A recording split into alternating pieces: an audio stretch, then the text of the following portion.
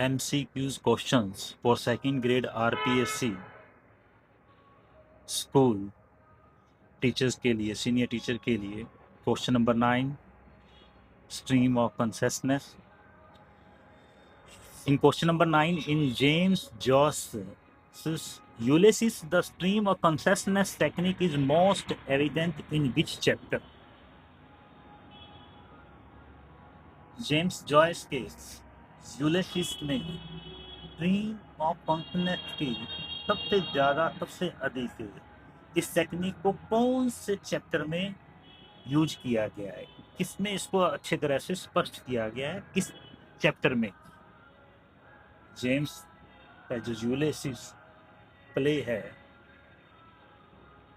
James Joyce का, उसमें से किस चैप्टर के अंदर स्ट्रीम ऑफ कॉन्शियसनेस को अच्छी तरह से स्पष्ट किया गया है?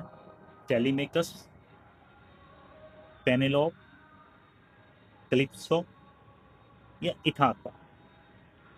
तो यहाँ जो हम आंसर की बात करेंगे तो यहाँ करेक्ट आंसर है पेनेलोप।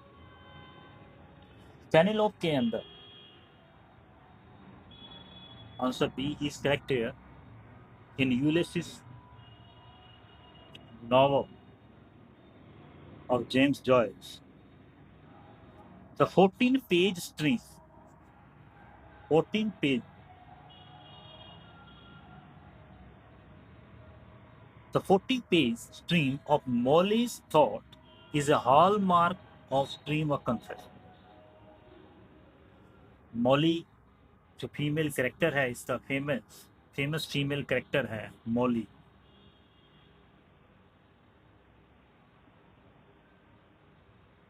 मॉली के जो थॉट्स हैं उन थॉट्स को यहाँ पर केंद्रित किया गया है।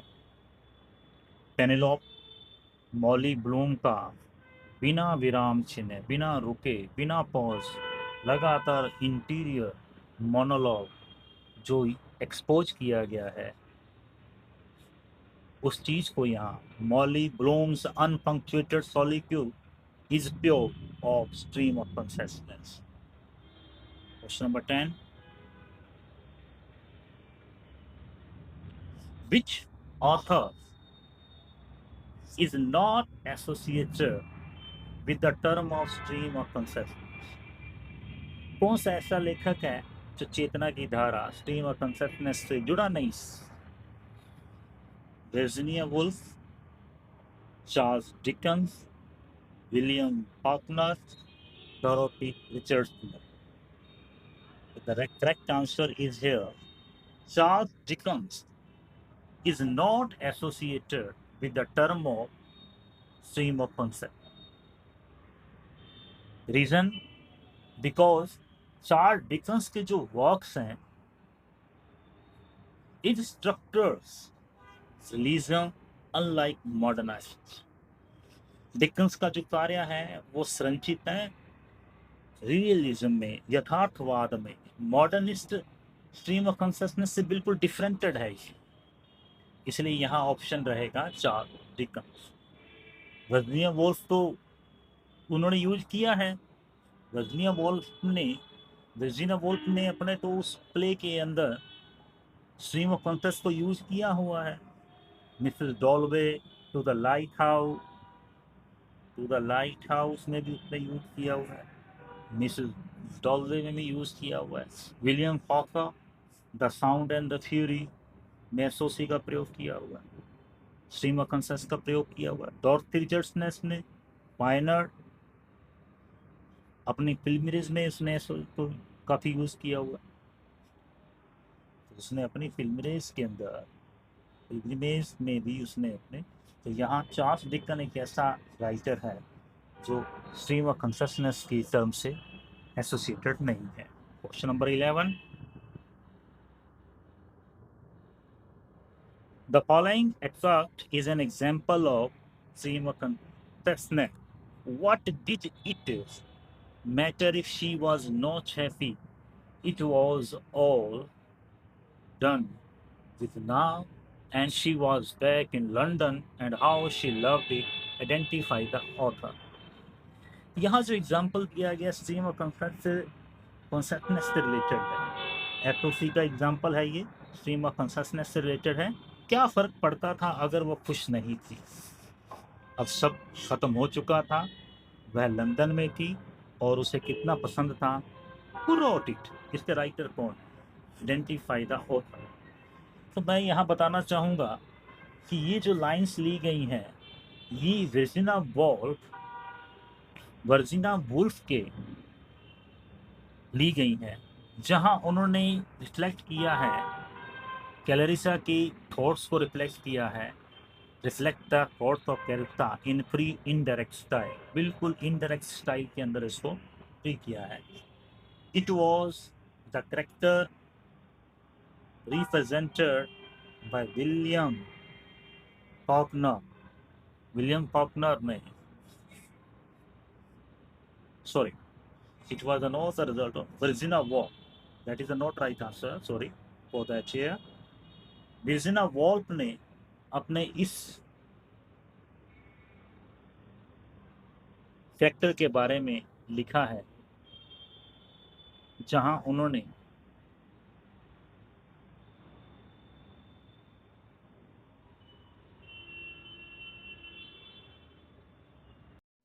Number 11, the following excerpt is an example of stream of consciousness. What did it matter if she was not happy?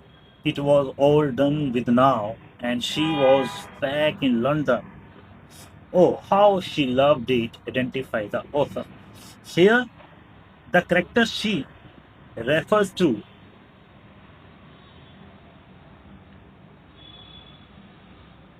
Clarissa.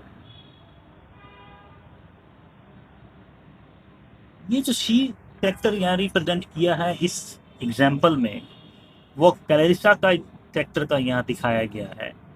तो ये कैरेक्टर बिलोंग करता है वर्जिना वुल्फ से। ये कैरेक्टर बिलोंग करता है वर्जिना वुल्फ से। तो वर्जिना वुल्फ ने क्या किया है, अपने प्ले के अंदर, जो प्ले का नाम है मिसेस जॉलवे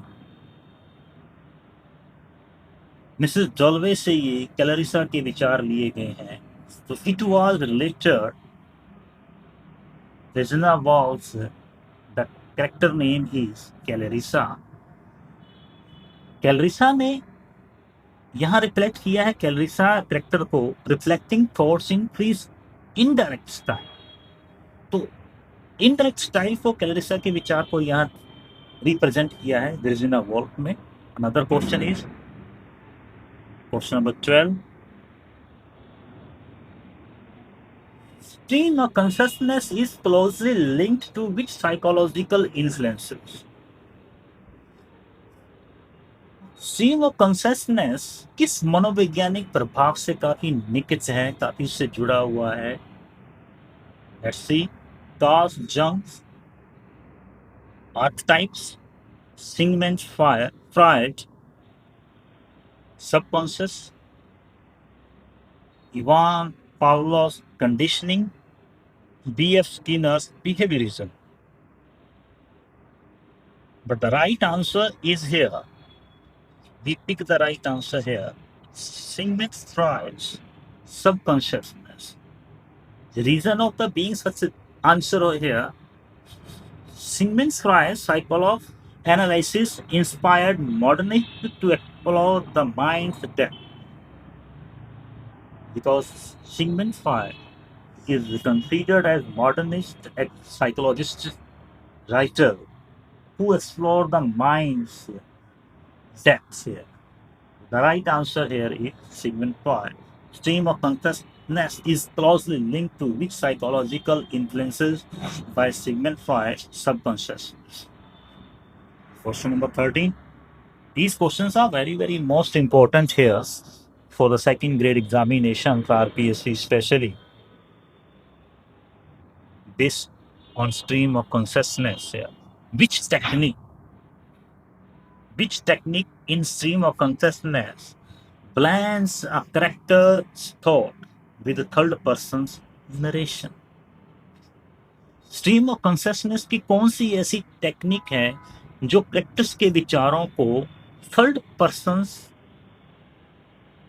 के नरेशन से मिलाती है, connected with the third person narrations. It may interior monologue, free indirect style, dramatic monologue और soliloquy. So what is the correct answer here? Free indirect style is basically related the technique of SOC belong to the third person narration connected here. तो यहाँ हम बताएंगे कि यहाँ it allows, because it allows free indirect style allow seamless blending होती है। For example, the best example there, the play Mrs. Dalloway, written by Virginia Woolf. Next question number 14. Which novel uses a multiply stream of consistent narration to depict its family's declines? ये शायद हमने अभी ऊपर भी पढ़ा था कि ऐसा कौन सा प्ले है, कौन सा उपन्यास है जो परिवार के पतन की कहानी हमें बताता है, उसके कथाकारों के बारे में, उसके कैरेक्टर्स के बारे में। Which novel uses multiple stream of consciousness narrators to depict a family's decline? In which?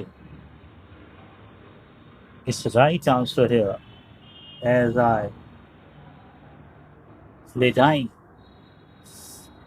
As I lay dying.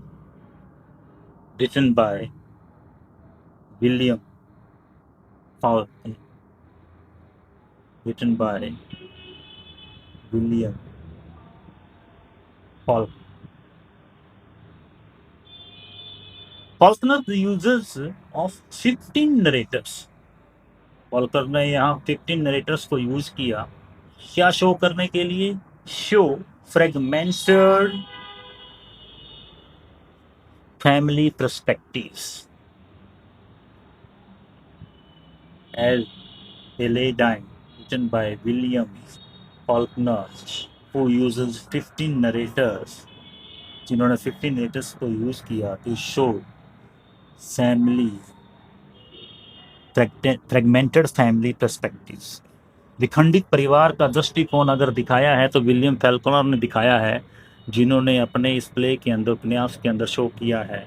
तो यहाँ right answer is as A lay time by William Faulkner, who represented 15 narrators here to expose the families fragmented perspectives style को यहाँ दिखाया गया है। Let's see another question number 15 here. Stream of consciousness, very important portions we are going to discuss in the video here.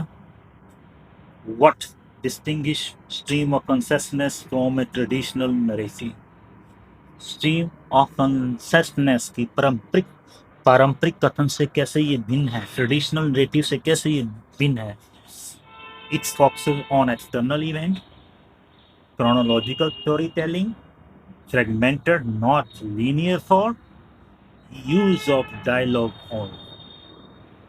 तो यहाँ बाहरी घटनाओं पर ध्यान देना, कालक्रम के अनुसार कहानियों पर रखना, फ्रेगमेंटेड बिखरी हुई जो नॉन लाइनर गैर रैखिक हैं, और केवल संवाद का उपयोग किया, use only for dialogue. But the correct answer here, fragmented not linear thoughts. Traditional narratives are structured, जो पारंपरिक कथन संरचित है वो एसओसी स्ट्रीम ऑफ कॉन्शियसनेस की वास्तविक विचार की नकल करता है, रियल थॉट ऑफ कॉज। ये रियल थॉट ऑफ कॉज को मिमिक्स करता है। स्ट्रीम ऑफ कॉन्शियस क्या करता है? रियल थॉट को करता है, उसकी मिमिक्स करता है। तो ट्रेडिशनल नरेटिव्स आर स्ट्रक्चर्ड होते हैं। तो यहाँ जो बेस्ट आंसर है, fragmented non linear thoughts, correct answer. It shows random and mind flow. तो यहाँ हमें बताएंगे तो this is the best answer here which reflect the which show random mind flow. Random mind flow को यहाँ expose किया गया. Let's see another question. Question number 16 here. In which work does Dorothy Richardson use stream of consciousness with extensive ellipses? डोरथी Richards ने किस रचना में व्यापक दीर्घवृत्त को एलिप्स को के साथ कनेक्ट किया, स्ट्रीम ऑफ कॉन्शियस को यूज किया? तो डोरथी की हमने यहाँ देखना है ऐसी कौन से वर्क्स है जो स्ट्रीम ऑफ कॉन्शियस को काफ़ी विद एक्सटेंसिव एलिप्स में काफ़ी बहुत वाइड एरिया में उसको यूज कर लिया है. What is the right answer here? I think the right answer here pilgrimage. डोरथी का पिलग्रिमेज ऐसे है. रिचर्डसन की बहुखंडन रचना में भी विचार विरामों के लिए दीर्घवृत्त यूज किया है. मल्टी वॉल्यूम यूज हुआ है यहाँ पे. Multi volume novel use ellipse for thought pauses. तो यहाँ हम बात करें डोरथी रिचर्डसन ने जो उसकी बेस्ट पिलग्रिमेज राइटिंग वर्क उसने किया है, जहाँ उसने स्ट्रीम ऑफ कॉन्शियस को बहुत ही अच्छे कह सकते हैं कि इसने मल्टी वॉल्यूम नॉवल इसमें यूज़ किया है. स्ट्रीम ऑफ कॉन्शियस को एक बहुत लार्ज लेवल पे यूज़ किया. But share good morning midnight written by Jean Wright. ये जीन राइट ने लिखा है. To the lighthouse by Woolf ने लिखा है, विजना वुल्फ ने. In search of lost time Proust ने लिखा है.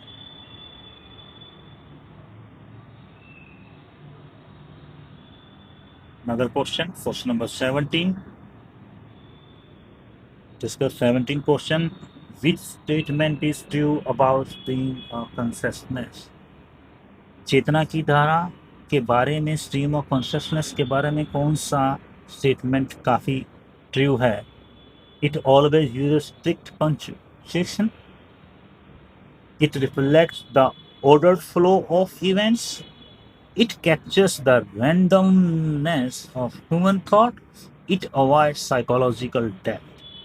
The right answer here, it captures the randomness of human thoughts. That is the real meaning of stream of consciousness. ये statement इससे काफ़ी रिफ्लेक्ट होता है, क्योंकि स्ट्रीम ऑफ कॉन्शियसनेस के अंदर क्या होता है? Shows thoughts.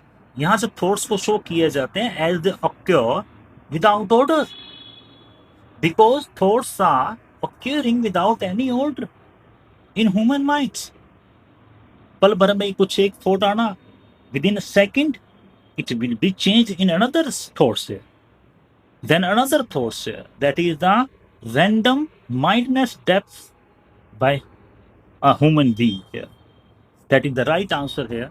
It captures the randomness of human thoughts here. Next question, number 18. What is the primary purpose?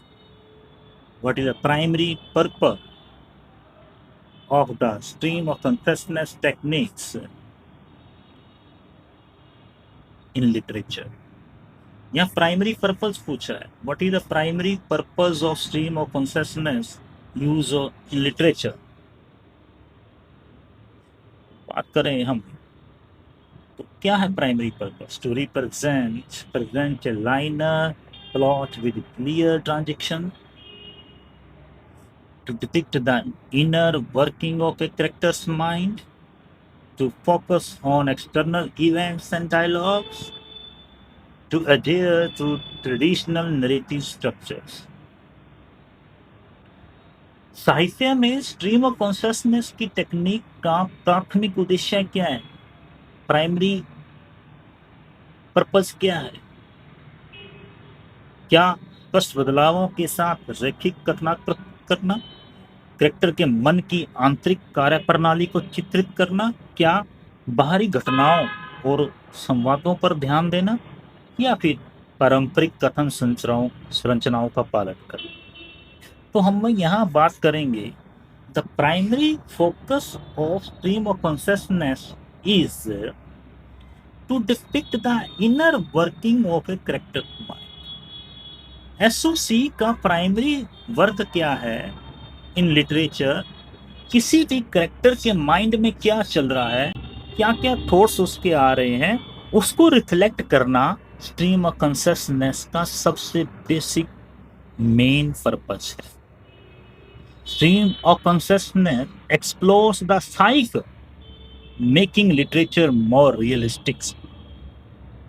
मन की प्रक्रिया को एक्सपोज करता है लिटरेचर के अंदर by using stream of consciousness. तो मन की प्रक्रिया की खोज करना ही rather than the realistics, वास्तविकता की बजाय मन के अंदर क्या चल रहा है कैरेक्टर को, उसको एक्सपोज करना in literature, that is the technique of stream of consciousness. 19 number questions here. Which novel by James Joyce uses stream of consciousness to trace a young artist's development? Which novel by James Joyce uses stream of consciousness to trace a young artist's development?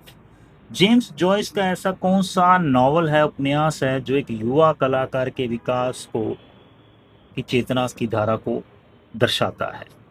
James Joyce के द्वारा लिखा हुआ ऐसा कौन सा एक novel है जो एक युवा कलाकार के विकास को स्ट्रीम ऑफ कॉन्शियस की प्रेजेंटेशन देता है यहाँ पर? तो these are the novels written by James Joyce. तो इसमें हम देखें तो जेम्स जॉयस कैसा हमें नॉवल पिक करना है, तो यहाँ बेस्ट आंसर है a portrait of the artist as a young man. Traces defence Dedalus thoughts, Dedalus के विचारों को यहाँ बताया है। किसके विचारों को यहाँ जो ट्रेस किया है वो यंग मैन कौन सा है? स्टीफन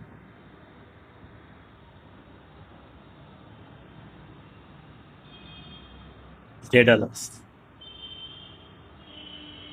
स्टीफन डेडलस के विचारों को यहाँ एक्सपोज किया गया है। तो best answer is James Joyce का, जहाँ पर एक यंग युवा कलाकार की चेतना की धारा को एक्सपोज किया गया है। क्वेश्चन नंबर 19 के बाद 20 नंबर क्वेश्चन आ रहा है हमारे पास। Question number 20, which characteristics of stream of consciousness is evident in Virginia Woolf to the Lighthouse? Virginia Woolf की टू द लाइट हाउस में स्ट्रीम ऑफ कॉन्शियसनेस की कौन सी विशेषता हमें दिखाई देती है? Specially to the Lighthouse में रिटन बाय वर्जीनिया वुल्फ की, वर्जीनिया वुल्फ ने इस उपन्यास में कहाँ एसओसी को रिप्रेजेंट किया है, कहाँ एसओसी को टेक्निक्स को यूज किया है? देखें हम किस वे में यूज किया है। क्या उन्होंने स्ट्रिक्ट क्रोनोलॉजिकल ऑर्डर को यूज किया? क्या उन्होंने फ्रेगमेंटेड सेंसरी इंप्रेशंस को यूज किया? क्या उन्होंने ऑब्जेक्टिव हिस्टोरिकल नरेशन को यूज किया? क्या फिर फिक्स डायलॉग स्ट्रक्चर को यूज किया? तो वर्जीनिया वुल्फ के टू द लाइट हाउस में एसओ स्ट्रीम ऑफ कॉन्शियसनेस की चेतना की धारा की कौन सी विशेषता यहाँ स्पष्ट रूप से दिखाई देती है? It is very very important here, fragmented sensory impressions को स्ट्रीम ऑफ कॉन्शियसनेस की इस टेक्निक को, these are the techniques of stream of consciousness. लेकिन स्ट्रीम ऑफ कॉन्शियसनेस की कौन सी टेक्निक को वर्जीनिया वुल्फ ने अपने उपन्यास में टू द लाइट हाउस में यूज किया है?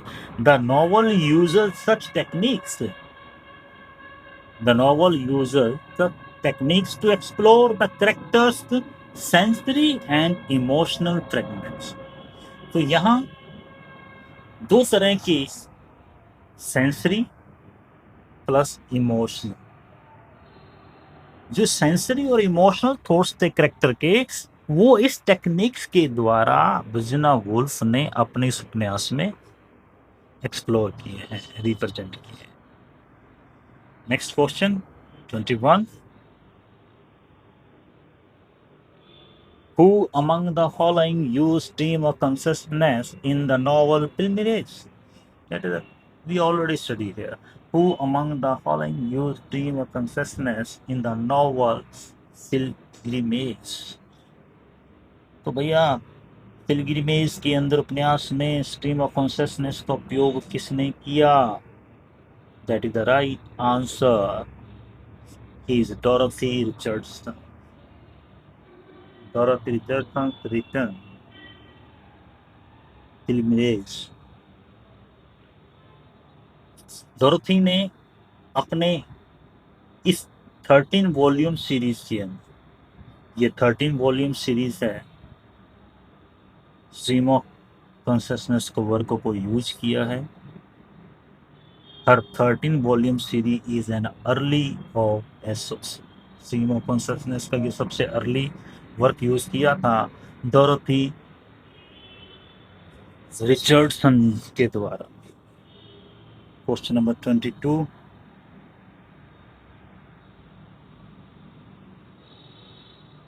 the following extract is an example of stream of consciousness. The sun was out and the birds were singing, and I thought of Peter Walsh and how he loved me, who is likely author. Stream of consciousness का एक उदाहरण है जिसमें ये बताया गया, सूरज निकल रहा था, पक्षी चहचहा रहे थे और मैंने पीटर वॉल्श के बारे में सोचा और कैसे वह मुझसे प्यार करता था। हु रोट, लेखक कौन है इसके, किसने लिखा है इसके बारे में? क्या विलियम फॉल्कनर ने लिखा? क्या वर्जीनिया वुल्फ ने लिखा? क्या ये जेम्स जॉयस से कंसर्न है? क्या ये मार्शल प्राउस्ट से कंसर्न है? Right answer is here Virginia Woolf से कंसर्न ये एग्जाम्पल पिकअप किया गया है, जहां उसका जो करेक्टर है वर्जीनिया वुल्फ का, क्लैरिसा। कौन सा करेक्टर की बात करें तो यहाँ हम बात करें क्लैरिसा की। क्लैरिसा की करेक्टर है ये, जो अपने बिलव्ड के बारे में बात कर रही है।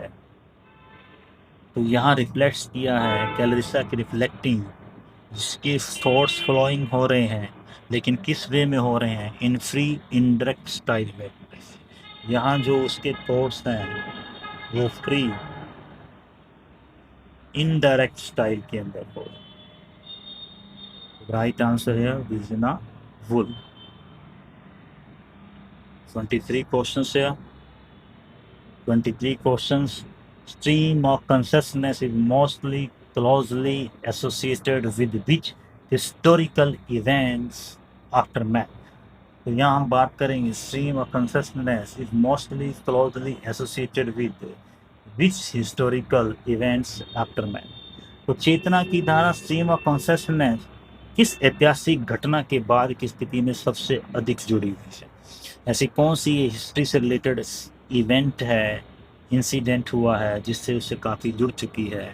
तो बात करें तो ऐसी कौन सी इंसिडेंट हुई जिसके बाद SOC stream of consciousness techniques को राइटर के द्वारा बहुत ज़्यादा यूज किया गया इन लिटरेचर के अंदर?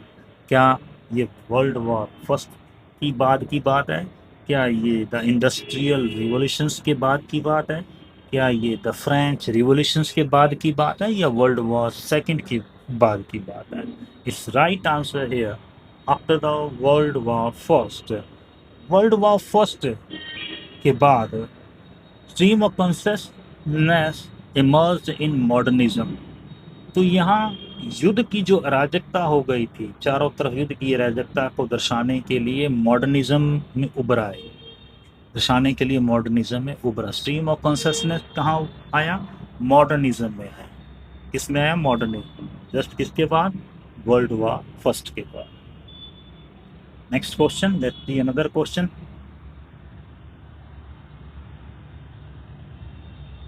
24. Which technique is not typically associated with the stream of consciousness? कौन सी ऐसी टेक्निक्स हैं जो स्ट्रीम ऑफ कॉन्शसनेस से रिलेटेड नहीं है, उससे जुड़ी नहीं है? क्या interior monologue, free indirect style, omniscient narration, या फिर फ्री एसोसिएशन? तो मेरा यहाँ आंसर होना चाहिए ऑमनिजेंट नरेशन, क्योंकि इंटीरियर मोनोलॉग टेक्निक है किसकी? स्ट्रीम ऑफ कॉन्शसनेस की। फ्री इंडायरेक्ट स्टाइल किसकी है? स्ट्रीम ऑफ कॉन्शसनेस की है। ये विलियम फॉकनर ने यूज की हुई है। फ्री एसोसिएशन भी किससे रिलेटेड है? स्ट्रीम ऑफ कॉन्शसनेस की टेक्निक है। केवल ऑमनिसेंट नरेशन एक ऐसा है जो स्वर्ग के कथन, ऑमनिसेंट नरेशन एक ऐसी चीज है जो स्ट्रीम ऑफ कॉन्शसनेस को रिप्रेजेंट नहीं करती है। वाई? क्योंकि ऑमनिसेंट नरेशन किससे बिलोंग है? ऑमनिसेंट एक external and all knowing, all knowing कह सकते हैं, क्योंकि यहाँ जो हमारा आंसर है omniscient narration not typically associated with stream of consciousness. Reason? क्योंकि it is related with external. किससे रिलेटेड है ये? External and all knowing. ये टर्म किससे रिलेटेड है? जबकि स्ट्रीम ऑफ कॉन्शसनेस की जो टर्म है वो इंटरनल मोनोलॉग से है, प्री इंडायरेक्ट स्टाइल से है और प्री एसोसिएशन से जुड़ी हुई है, क्योंकि SOC stream of consciousness is internal and subjective, खुद से जुड़ी हुई है, व्यक्तिगत से जुड़ी। Next question, question number 25, what it say? In William Faulkner's The Sound and the Fury, whose stream of consciousness narrative opens the novel? William Faulkner का जो साउंड एंड फ्यूरी नॉवल है, उस उपन्यास की शुरुआत किसके स्ट्रीम ऑफ कॉन्शसनेस से open होती है? कौन सा ऐसा करेक्टर है जिससे हमें दिखाई देता है कि विलियम फॉकनर का जो नॉवल है वो किस करेक्टर के स्ट्रीम ऑफ कॉन्शसनेस से स्टार्ट होता है? लेट्स सी, कौन सा है? Quentin Compson, Jason Compson, Benjy Compson, या जिल्सी गिब्सन? इन चारों में से कोई एक ऐसा आंसर है जो इस नॉवल को रिप्रेजेंट करता है बाय एसओसी टेक्निक्स से स्ट्रीम ऑफ कॉन्शसनेस की, that is Benji Compson.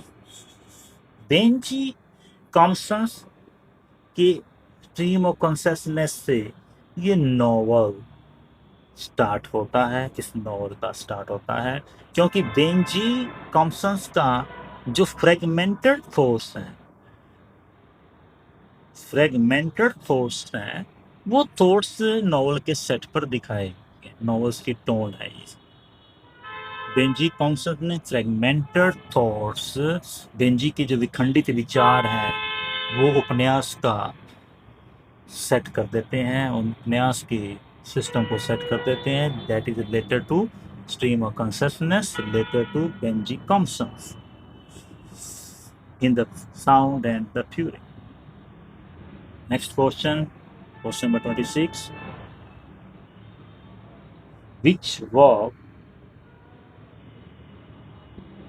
work uses stream of consciousness to explore memory and time through multiple narrators? कौन सी रचना है जो स्मृति, मेमोरी और टाइम को बहुत से कलाकारों से चेतना की धारा से खोजती है, उसे नरेट करती है, उसे एक्सप्लोर करती है? स्ट्रीम ऑफ कॉन्शसनेस से जोड़ती है, कौन सी ऐसी वर्क है, कौन सा ऐसा वर्क है जो सीधा मेमोरी से जुड़ा हुआ है और टाइम से जुड़ा हुआ है, जो मल्टीपली नरेटर्स को एक्सपोज करते हैं। That is, let's see, in search of lost time, sons and lovers, a room with a view, या Middlemarch. The correct answer is here, in search of lost time. ये जो रचना रची गई है, ये रचना प्राउस्ट की है। प्राउस्ट ने इसकी रचना करी है। ये मल्टी वॉल्यूम वर्क है प्राउस्ट का, जहां एसओसी को काफ़ी यूज किया गया है और किसके लिए, मेमोरी एंड टाइम के लिए यूज किया। इन search of lost time is the correct answer है। प्राउस्ट की जो रचना है स्मृति के लिए, इसमें स्ट्रीम ऑफ कॉन्शियसनेस का यूज किया गया है। Proust novel explore time through associative memories. तो प्राउस्ट का जो उपन्यास है, ये टाइम से जोड़कर, मेमोरी से जोड़कर स्ट्रीम ऑफ कॉन्शियसनेस की टेक्निक्स को इसमें यूज किया गया है, इन search of lost time. Question number 27,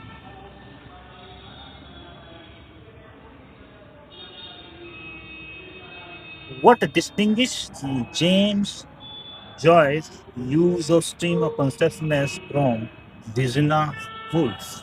James Joyce का स्ट्रीम ऑफ कॉन्शियसनेस टेक्निक्स को जो यूज करने का है, वो वर्जीना वुल्फ से कैसे डिफरेंट है, कैसे भिन्न है।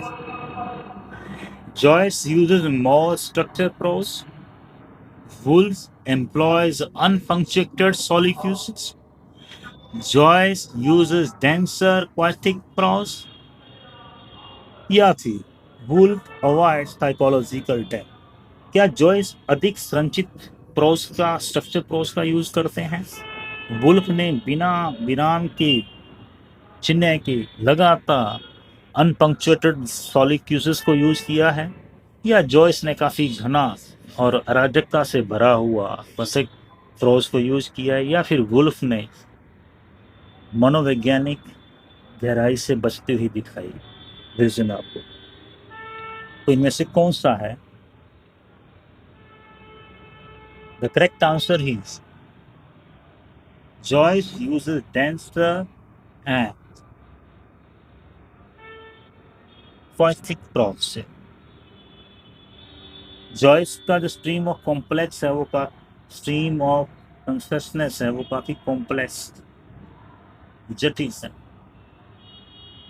जॉयस ने यूलिसिस के अंदर यूज किया है काफ़ी कॉम्प्लेक्सिटी में, जबकि वुल्फ ने ऑर्डर में यूज किया है, मोर ऑर्डर में। उसका एग्जाम्पल मिसेस डॉल्वे है। तो जॉयस का जो स्ट्रीम ऑफ कॉन्शियसनेस है, वो काफ़ी जटिल है, और जबकि वुल्फ का stream of consciousness technique use करने का जो तरीका है, वो काफ़ी व्यवस्थित है, ऑर्डर है। तो यहाँ हमें देखने को मिलता है जॉयस ने यूलिसिस के अंदर काफ़ी गहन, अराजकता भरा, काफ़ी घना स्ट्रीम ऑफ कॉन्शियसनेस यूज किया, जो काफ़ी कॉम्प्लेक्स चीज़ में आता है। नेक्स्ट क्वेश्चन 28 क्वेश्चन से है, which novel does not employ stream of consciousness? ऐसा कौन सा नॉवल है इसमें जो स्ट्रीम ऑफ कॉन्शियसनेस को रिप्रेजेंट नहीं करता है, यूज नहीं करता है? ऐसा नॉवल जो स्ट्रीम ऑफ कॉन्शियसनेस की टेक्निक्स को यूज नहीं कर रहा है, विच इज दैट नॉवल? तो हम बात करें शुरू से, मिसेस डॉल्वे।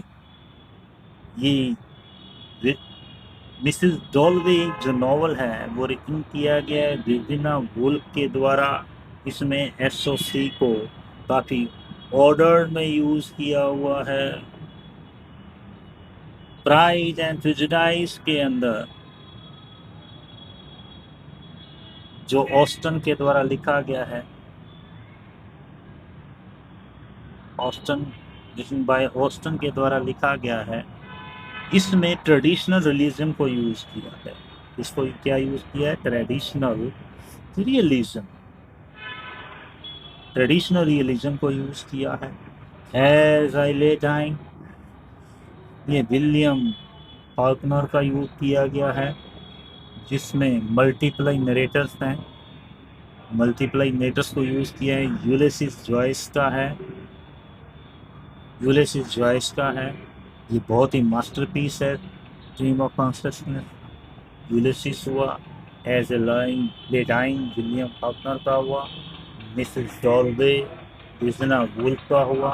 केवल प्राइड एंड प्रेजुडिस ऐसा नॉवल है जहां स्ट्रीम ऑफ कॉन्शियसनेस को यूज नहीं किया गया है, बल्कि उसकी जगह ट्रेडिशनल रियलिज्म को यूज किया है, ट्रेडिशनल रियलिज्म को यूज किया गया। ट्रेडिशनल रियलिज्म ऑस्टन ने यूज किया है, so that novel is not belong to stream of consciousness. Another question number 29. Let's see what it tells us. The term stream of consciousness was first used in which fields? बहुत अच्छी बात है, stream of consciousness शब्द का सबसे पहले किस क्षेत्र में इसका यूज हुआ? That is literature, that is psychology, that is philosophy और that is sociology. That is the correct answer here, psychology. Psychology में स्ट्रीम ऑफ कॉन्शियसनेस का सबसे यूज किया है और विलियम जेम्स ने यूज किया था, ये याद रखना। विलियम जेम्स ने स्ट्रीम ऑफ कॉन्शियसनेस को यूज किया 1890 1890 के अंदर।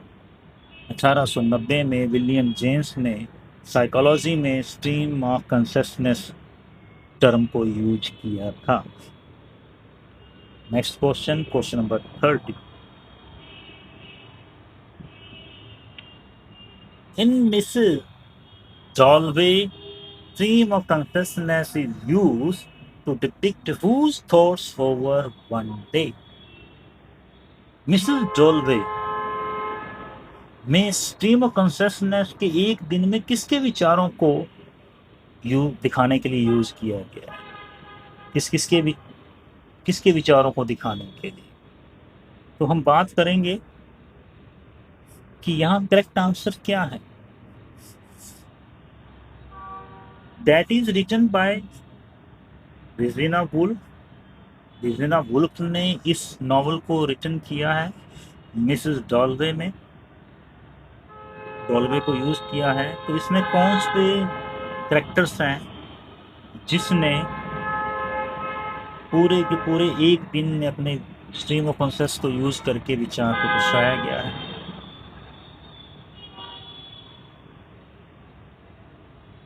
बात करें Septimus Warren Smith, Clarissa, Dalloway, Peter Walsh या फिर सभी। तो द करेक्ट आंसर है ऑल द अबव। वुल्फ ने इसको यूजेस किया है स्ट्रीम ऑफ कॉन्शियस को to be multiple characters in a words in one day. तो वुल्फ ही एक ऐसा राइटर बन गई जिसने मल्टीपली कैरेक्टर्स को यूज किया, मल्टीपली कैरेक्टर्स को यूज किया जिनके इनर थॉट्स जो थे, इनर वर्ड्स को एक दिन में ही स्ट्रीम ऑफ कॉन्शियसनेस को यूज करके एक्सपोज कर दिया।